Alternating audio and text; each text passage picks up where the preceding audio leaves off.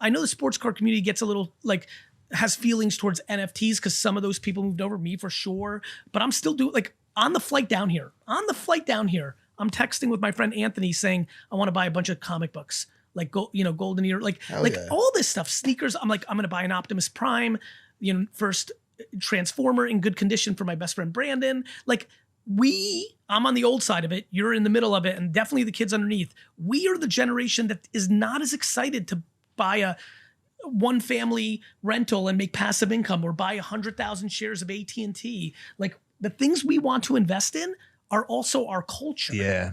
Yeah, part of our identity. 100%. Yeah. Look what's happened. The reason this is all happening is everyone thinks they're an investor now. You look at TikTok, you see 15, 16-year-old girls and boys saying investor, entrepreneur. It's like culture now. Not financial advice. Not financial advice.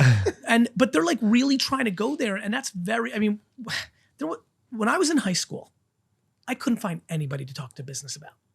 My friend Scott Hunter, my friend Brandon Warnicki are my core great friends from high school because they were the only fuckers I could find that wanted to talk about selling stuff or doing business.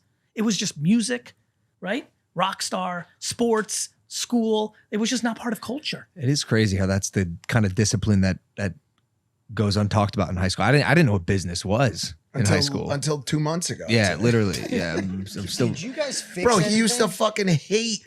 I would sit down with him 5 years ago and be like, dude, like this brand, this could be a good thing. They want to give you equity.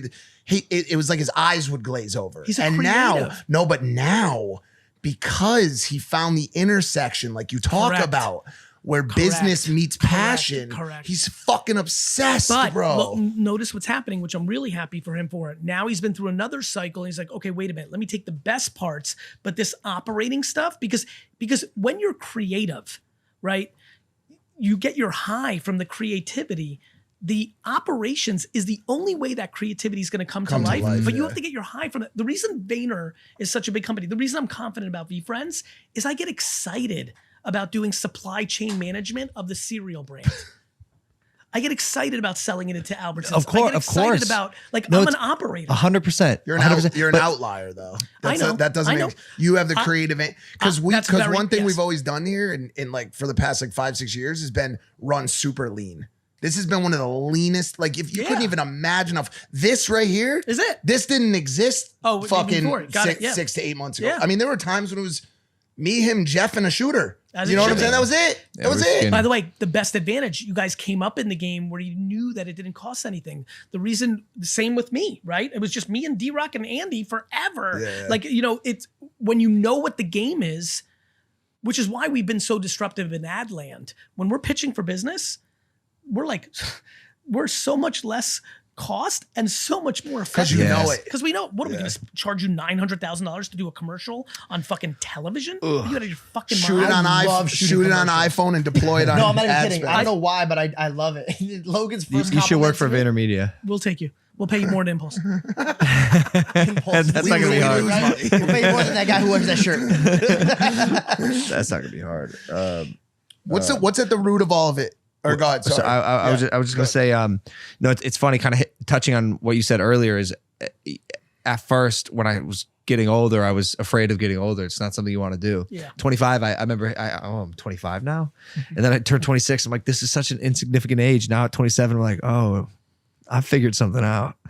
Yeah, I mean, to be at that age and have this much figured out, like I know some things now, and I think the younger generation, Gen Z, or whatever the fuck the next generation is gonna be named, Would it go back to A?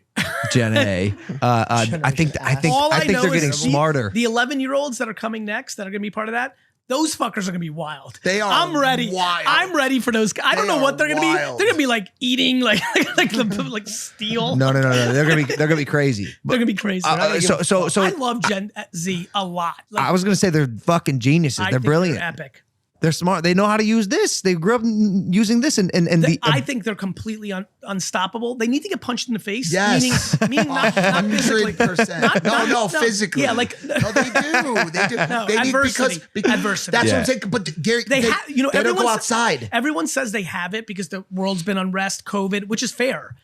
I mean, they're so good at like actually starting businesses and things of that nature. They've had macro adversity, COVID, political unrest. They've had macro But when they get their micro, because that's just life. When I say punch in the face, that means just go through life. Yeah. Like you're 27 and feeling strong because you've gone through some shit. Yeah. When Gen Z, not in the macro, not COVID, political unrest and other things, and obviously everyone has family situations, but as a whole, when they get to the time when they stand on their own feet, like the 27-year-old Gen Zer, when that's coming, is really gonna have it. Yeah. Like a decade from now. I totally agree. Yeah, They're going to be facts. shooters. They just got to get rocked a couple times, unfortunately.